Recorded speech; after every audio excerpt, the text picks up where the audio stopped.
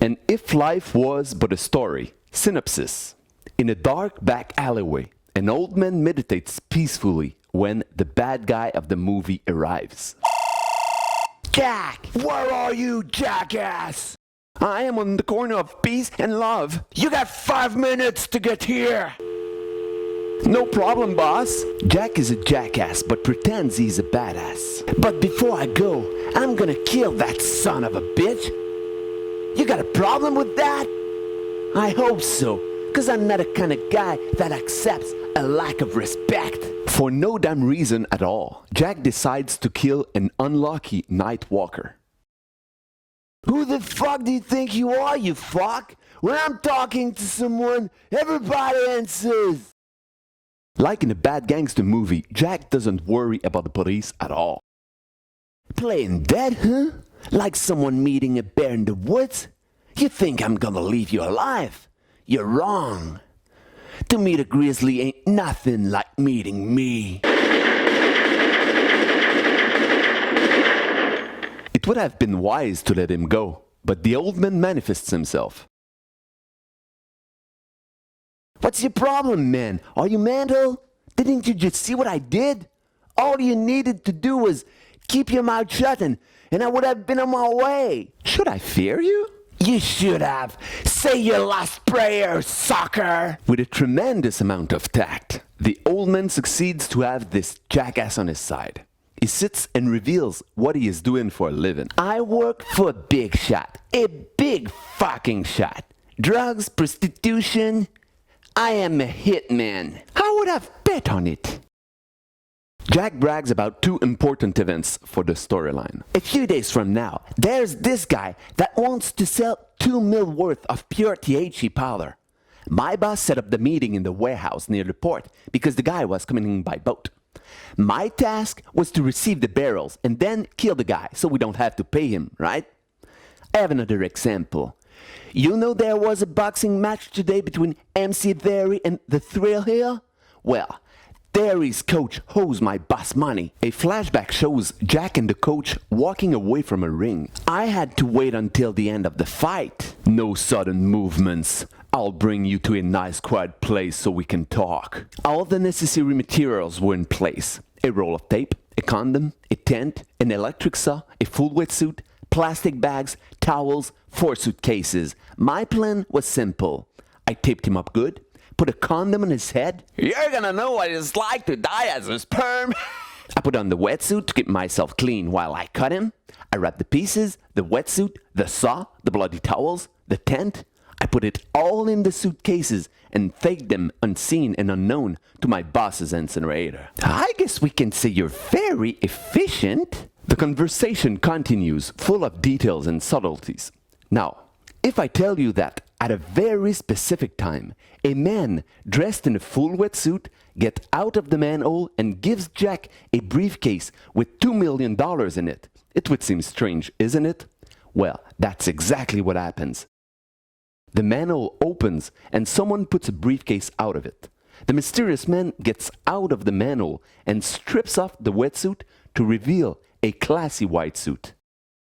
Are you an hallucination? No, Jack, I'm real. He shows the 2 million and gives the briefcase to Jack. I must be dreaming. Only your perception has changed. Jack experiments a moment of awakening. Who the fuck am I? However, the duration of the satire is pretty short. Hey, what did you smoke me up with? I know who I am. I am Blackjack. I worked for a big shot. A big fucking... You got 5 minutes to get here. Fuck! Jack panics and the mysterious man stares death in the face. But something really meaningful happened to Jack. So he decides to just leave with the briefcase. It's too bad that his date is with death. Well, the bad guy must die at the end of the story. In front of the boss's building, Jack is hit by a car as the clock strikes midnight. Time stops and we turn around a motionless scene. The Matrix effect. Of course, you don't pop up a character out of nowhere without explaining the whys and hows. So we must go back in time. The ends of the clock spin counterclockwise, from midnight to noon.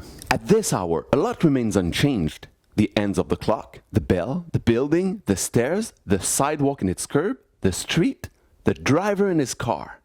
On the other hand, lots of things are different, starting with the light of the sun at its zenith. The image rests the same, but with the light of the sun at its zenith. The mysterious man appears in front of the car. The clothes of the mysterious man change to sporty clothes. His hair and beard grow. His left eye becomes only a little bruised, and the other becomes intact. Jack disappears.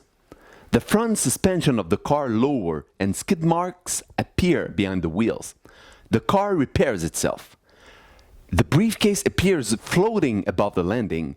A table appears underneath the briefcase. The nun appears behind the table. The old man appears on the other side of the street. The Federquilpen writes, First Act. Joe is the driver of the car and lead role of the first act. The nun is a bit part. Jack arrives and acts like the imbecile he is. The doorman receives him like the little rascal he is. We learn that Jack lied about the drug dealer he had to kill, and you'll figure out why this scene is so funny when you read the screenplay. When Joe gets in, we learn that he is a hitman responsible for Jack's training. When he sits at the bar, an important conversation starts with Bill Hill, one of the boxers of the night's fight. When he enters the building a little earlier, the nun was there, waving in his direction. I looked behind to see if she was waving to me or someone else. He turns and sees the mysterious man making the sign of the cross. A dove takes flight. Time stops. He has a vision of him in the ring just before the beginning of the third round of the night's fight. The ring girl waves in his direction. He turns to see if she is waving at him or someone else. He sees Charles Derry, who pushes his coach off the ring. He continues to turn and sees in the bleachers the mysterious man looking at him as he makes the sign of the cross.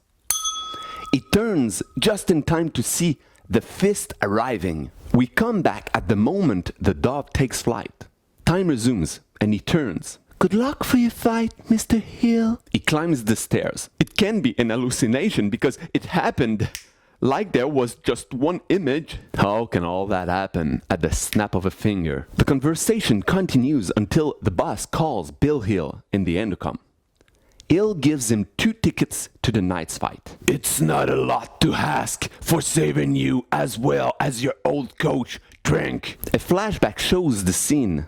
Bill Hill and his old coach, new coach of his next adversary, are saved by Joe. Nobody kills a man in this city if that man owes me money. The boss gives a briefing while Joe loads the bodies in the hearse. The situation is, the coach owes $50,000 to the boss, and he will bet on the fight. His boxer must fall in the third. Hill must find a nice quiet place and put all the necessary material to accomplish the plan that Jack brags about in the prologue. Now get out. Time resumes. I also hope that everything I asked you for is ready for my guys. Yeah, boss. We see the necessary material once again. And how will my guys know where this nice quiet place is? Someone will be waiting at the entrance near the first column at 8 o'clock and will show them. I hope this person is trustworthy. Finish your drink and get out. He pushes the button on the intercom. Joe and the new guy. The boss receives Joe and Jack. He gives Joe a wad of money for the drug deal, even if the guy tossed the barrels. Joe counts his share and hands the rest to Jack. He puts the money in his wallet. But you haven't proved yourself yet. Tonight's the night. I got them from Bill Hill. His old coach owes me $50,000. The boss takes a briefcase from under his desk. Jack takes out his wallet again. His new fighter, MC Derry, is supposed to go down in the third. He pushes the briefcase. Bet on the trail. Jack puts the ticket in his wallet. If Derry doesn't fall in the third, you kill the coach. The plan is simple. You'll do your work in a nice quiet place. All the necessary materials will be there.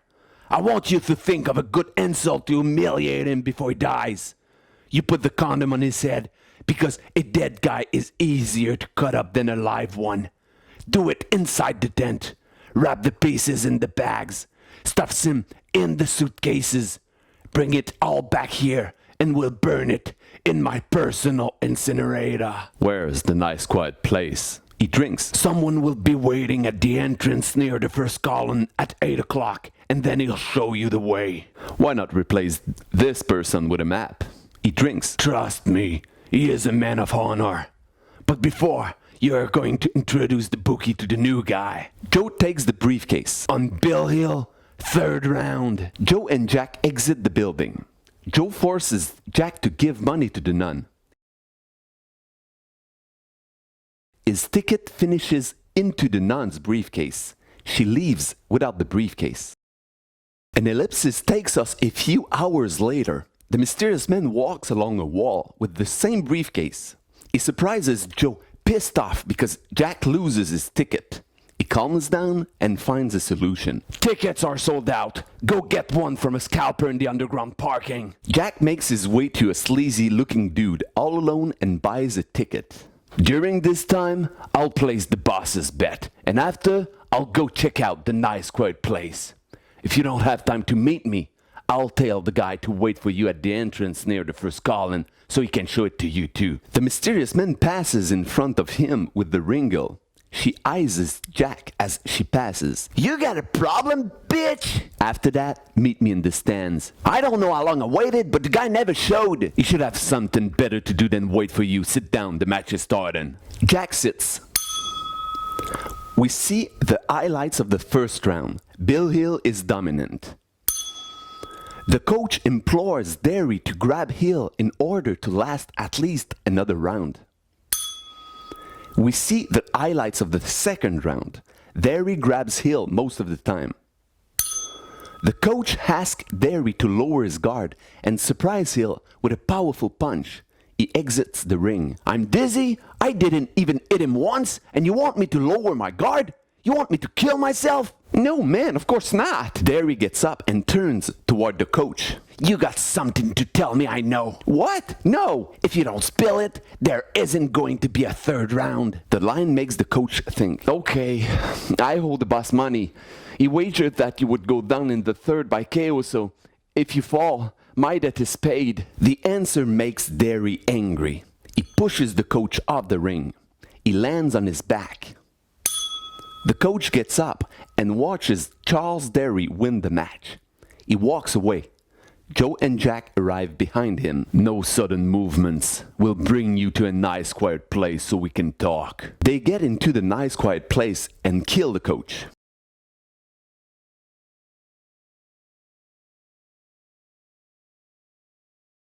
The physical body of the coach falls, but his astral body raises to watch the scene from above.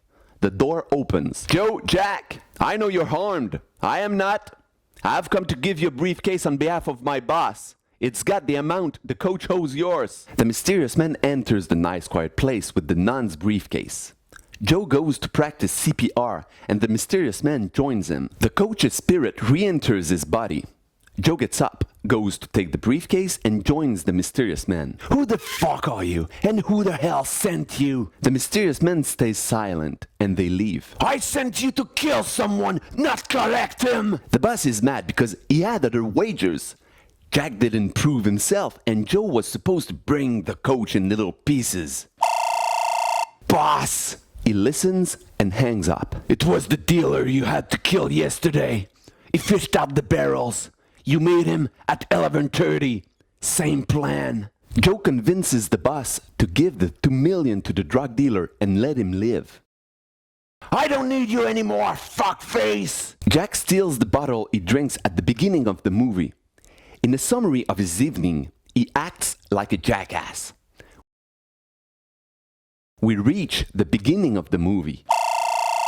Jack! Where are you, jackass? I am on the corner of peace and love. You got 5 minutes to get here. The boss hangs up and dials another number. Doorman. Joe made me make a mistake. He got $2 million of my money stolen. I'm going to call Joe and set up a meeting. Jack will assassinate him, and the prick that killed my best guy deserves to die. So you'll kill Jack.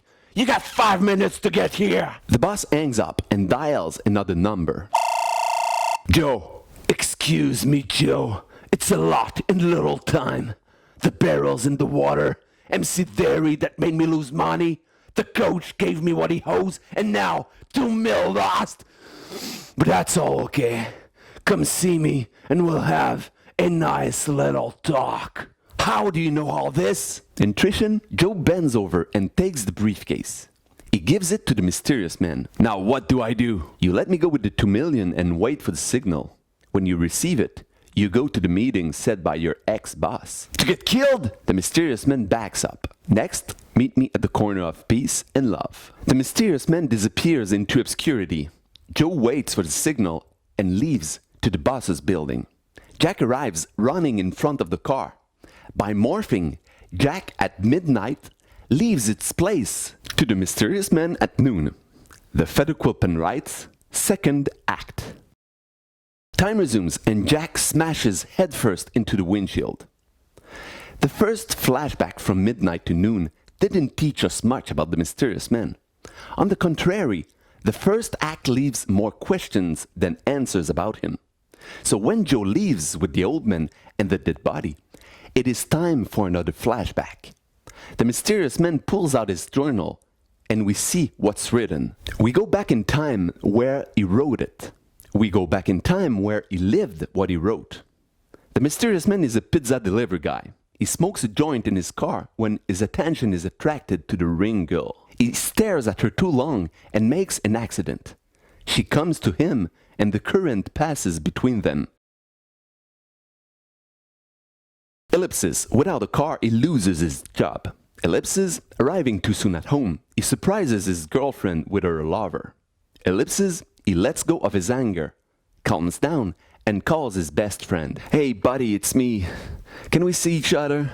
I need to talk. My door is wide open, my friend. The mysterious man sits on the couch at Buddy's chalet. His best friend is compassionate when he explains his situation. A long and deep conversation starts between the two friends, and this is where we learn more about the mysterious man.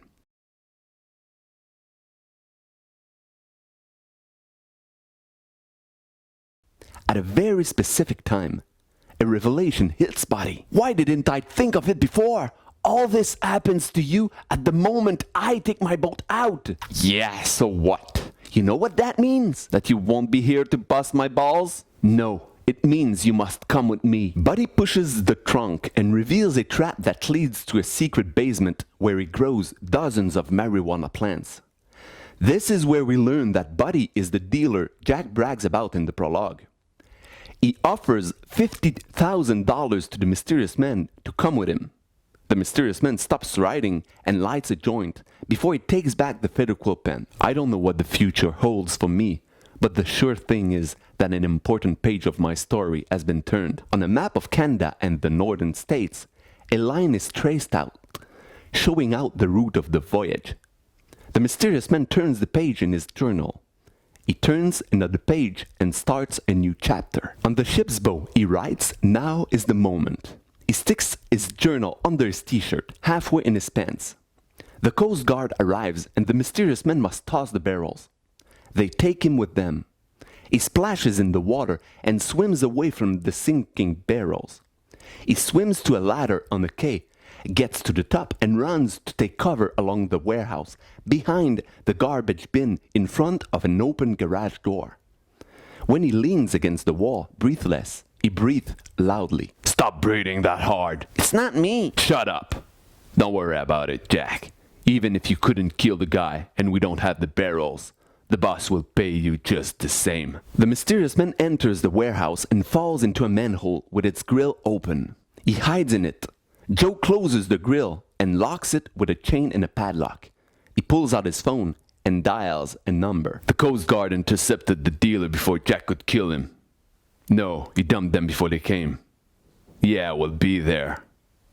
We have a rendezvous with the boss tomorrow at noon, probably to offer you another chance to prove yourself. Come, let's go. He goes down the pipe and figures it is locked.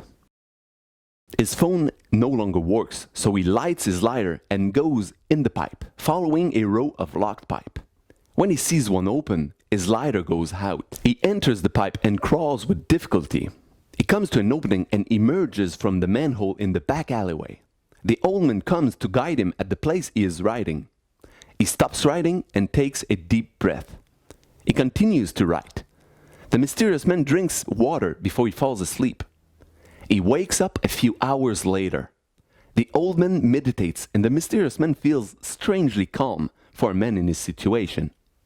He writes in his journal, "Who am I?"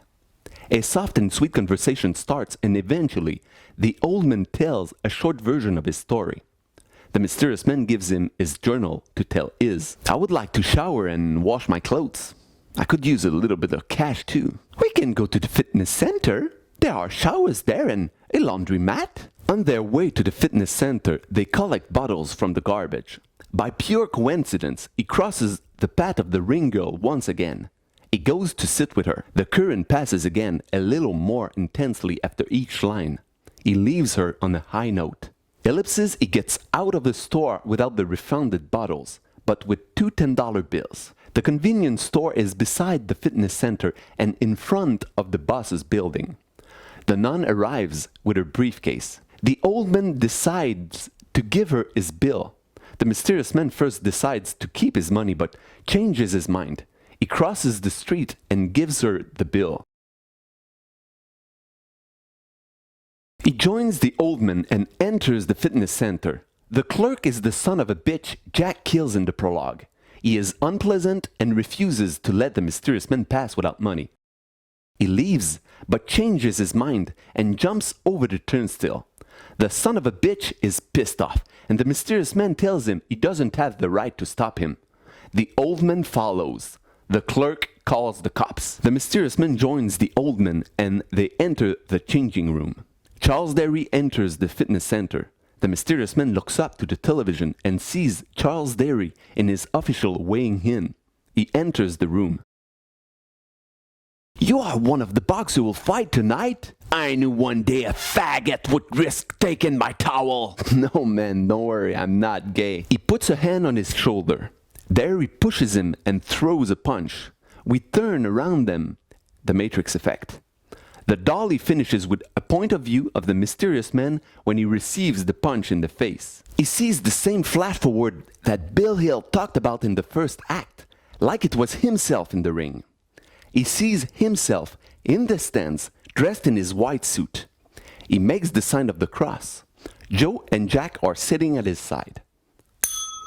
He turns just in time to see the fist of Charles Derry arriving. Time resumes at the instant the fist hits the eye of the mysterious man. He falls to the ground and Derry kicks him in the ribs. "Freeze! Put your hands behind your head and lock your fingers and back up." "Thank you, officer." "You're lucky he's there, you fucking faggot." "You like that word, Faggot?" Derry throws a punch. The mysterious man puts him in an arm lock, his face pressed against the bench. The old man arrives with a spare set of clothes for the mysterious man. "Take off, you fucking asshole!" The mysterious man increases the tension on Derry's arm. "You want me to break your fucking arm? You want to miss the most important fight of your career? I tell you, you'll win the fucking match. In the third, your coach will tell you something that will really piss you off. Concentrate all your anger into one punch as soon as the bell rings." They get out of the changing room and the policeman is friendly. The mysterious man comes out first and descends the stairs. The nun waves to him. Bill Hill arrives and stops in front of the stairs. He turns. The mysterious man makes the sign of the cross. A dove takes flight. Bill Hill seems to receive the flash forward he talked about with Joe at the bar. He turns to climb the stairs. "Wait!" Point of view of the mysterious man, he runs across the street and sees Bill Hill get pulled by his hair into the building. He turns his head and sees Joe's car braking in front of him. Time slows down. The mysterious man sees a flash forward. Jack gets hit by the car at midnight. Time stops. The Federquilpen writes, third act. Time resumes and we see again what happened at the beginning of the first act, but this time from the point of view of the mysterious man. He is numb. "I think it's time to go." "Time?" They get up and when Jack arrives, the mysterious man looks at him, still numb. Jack punches and pushes him. You got a problem, chum? No! Stay down if you don't want one. Jack leaves and the two others go sit the other side of the street. Ellipsis, Bill Hill gets out. He gives his wad of money to the nun and leaves. Ellipsis, Joe and Jack exit the building. Joe forces Jack to give money to the nun and leaves. Jack points his gun at the nun, snatches his money and leaves. The nun leaves, leaving the briefcase. The mysterious man crosses the street and takes the briefcase. He opens it and takes the ticket. Something tells me I'm going to see a boxing match tonight. Perfect! I have some things to do myself. Tonight, meet me at the corner of Peace and Love so I can give you back your journal and you can finish telling me the rest of that story. A series of ellipses shows the mysterious man eating, getting a haircut, finding his white suit and bringing back the clothes he borrowed. We come back to the scene in the first act where Joe learns that Jack lost his ticket. The mysterious man follows Joe to the bookie's building. The doorman receives him. Ellipses, they get back without the briefcase. Joe leads the mysterious man to the stadium. He leaves with the ring girl. Ellipses, they come back. The mysterious man goes to her. What are you doing here? This couldn't be a simple coincidence. He shows her the ticket in guise of a response. She seems to figure something that does not please her. Now I know your name, Jack. She turns and leaves without letting him speak. You're late. I have better things to do than wait for you. She leads him to the nice quiet place. He learns the code. They get into the room and his attention is captured by the necessary material. It took me a while to understand the plan. The coach owes $50,000 to the boss, so they fixed the fight. If MC doesn't fall in the third, you and Joe will go kill him. How did you find out? You'll put on the wetsuit, kill the guy in the tent as to not make a mess, cut him up into pieces, wrapped up in 4 suitcases, unseen and unknown. How do you know how much money he owes? Joe told me. When I first met you, I thought you were a good guy, but deep down, I see I was wrong. She willingly makes their shoulders collide as she walks to the door. He gets his shoulder out of the way as he turns to her. Did I judge you for being a hooker? She returns and slaps him. He takes a deep breath and keeps his stare. Bill Hill was my last client. He promised me that if I show you the nice quiet place, he would introduce me to the manager of the stadium. I start tonight. I'm the ringel of the third round. Good for you, but I won't kill the guy. What will you do if Derry doesn't go down in the third? Kill Joe? I want to save his life, not replace his death with another. So what? You'll convince Joe to back off? To quit being a hitman? That's not a bad idea, but it's much simpler. I have money in my briefcase. I'll bet on MC Derry in the third round. That will give me enough money to pay the coach's debt. Impossible! It'll never happen. Impossible? During your tour on the ring, you'll look for me in the crowd. If you find me, wave to me. If Bill Hill looks behind him to see if you're waving to him or someone else, and if his inattention causes his defeat, I'll tell you something about impossible. She stares at him and bit her bottom lip. He takes her to the tent and the temperature rises. Jack is waiting for the nice quiet place when they come back. You got a problem, bitch? The mysterious man has to leave. She gives him one of her 2 phones so he can call her. At the door of the bookie's building, the doorman tries the little rascal method for a 3rd time that day, but the mysterious man seems to know the counterattack. The mysterious man proposes an unconventional bet to the bookie. $1,500 that Derry will win with 1 punch right after the bell of the 3rd round. If he wins, the bookie gives him $50,000. The mysterious man sits in the bleachers of the stadium at the moment the boxers enter the ring. He sees Joe calling the boss. The client is here. Joe closes his phone. So you're here for business, hmm? It's none of your business. A few seconds of silence. Who do you think will win? You gotta be a real jackass to believe that Dairy Queen will win. It's funny you should say that. I bet on him for the 3rd round. Funny coincidence, I bet on the thrill at the 3rd round too. I don't know how long I waited, but the guy never showed. He should have something better to do than wait for you. Sit down, the match is starting. Ellipses, the ring girl makes a round, looking for the mysterious man. She gets out of the ring and sees him waving to her. She waves back. Hill turns and sees the mysterious man makes the sign of the cross. Derry knocks Hill. The mysterious man leaves. The ring girl exits the ring. Hey! Everything is impossible, and everything is. She smiles and turns to the coach. Joe and Jack arrive behind him. The mysterious man exits the Bookies building, briefcase in hand. We see again the mysterious man saving the coach, but this time from his point of view. Joe and Jack leave him with the coach. We see the scene with the coach. He leaves with the wetsuit. If you're not Jack, then who are you, mysterious man? I'll call you tomorrow and tell you all about it. You better. I have a GPS in my cell, and if you don't call me back, I'll track you down. The mysterious man walks peacefully. The rain begins to fall. He puts on the wetsuit. He bends over to take a quarter. He goes to make a phone call and remembers the boss's number. I fished out the barrels. Meet me tonight at 11:30. Same place. He comes back at the place he is riding. I read your story, but it ends with your boat trip, so I still don't understand why you came out of the sewer. Then you won't understand why I have to go back. He gives away his box, goes to the manhole, and gets in it. When I'll come back, I'll have a briefcase with $2 million in it, and I'm going to give it to Jack. He goes back to the tunnel and breaks the padlock to get to the warehouse. He gets out of the wetsuit and notices the fuse box. Light turns off. The car enters, and when Joe gets out, light turns on. If I wanted to kill you, you'd be dead already. Joe comes into the light and holsters his gun. Who the fuck are you? What's important is the reason I'm here. You're right. Where's the mind candy? It's not the reason, it's the pretext. What's the reason? My boss wants you to work for him. I already have a boss. Not the kind of boss who writes a letter of reference, Why should I abandon everything I know to follow you? Because you'll never be at peace if you continue on this path. What would I do? You could do whatever you want. Too good to be true. Yet, let's say that I follow you. First, you give me the briefcase and the $2 million. Next, you call your old boss and tell him that you gave me the money without receiving the barrels. Joe pulls out his gun and puts it to the forehead of the mysterious man. How do I know your boss exists? He holds his gaze as a response. I could kill you and keep the money. It's not one of your options.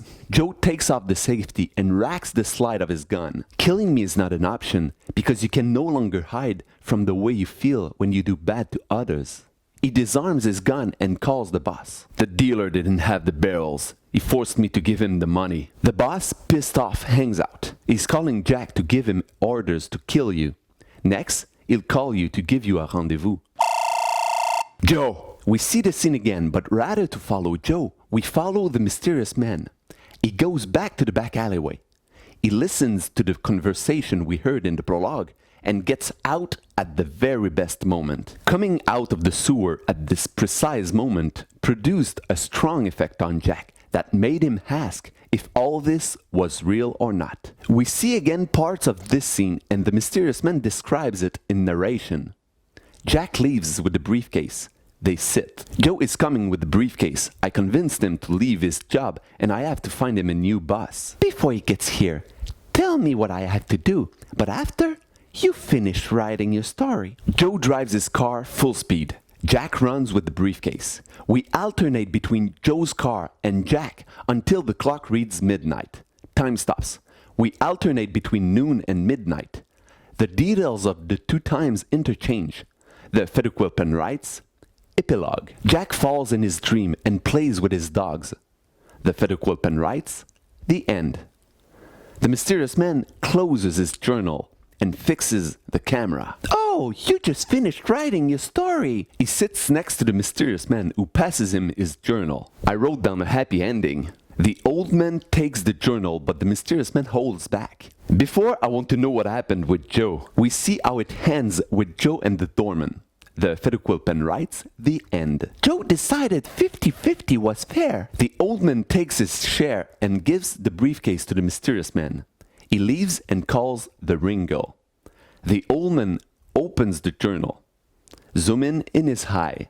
The Federquil pen writes, The end. Buddy enters his place and seems downcast. He is relieved when he sees his friend with his new girlfriend. Now tell me what happened after I told you to toss the barrels. He notices the ring girl, interacts with her a little bit, then looks at the mysterious man for a response. Before, I want to know what happened with the Coast Guard. We see how it happened with the Coast Guard. Buddy goes downstairs to the hall and figures that the mysterious man isn't there. At this moment, I panicked. The mysterious man opens the briefcase and pivots it toward Buddy.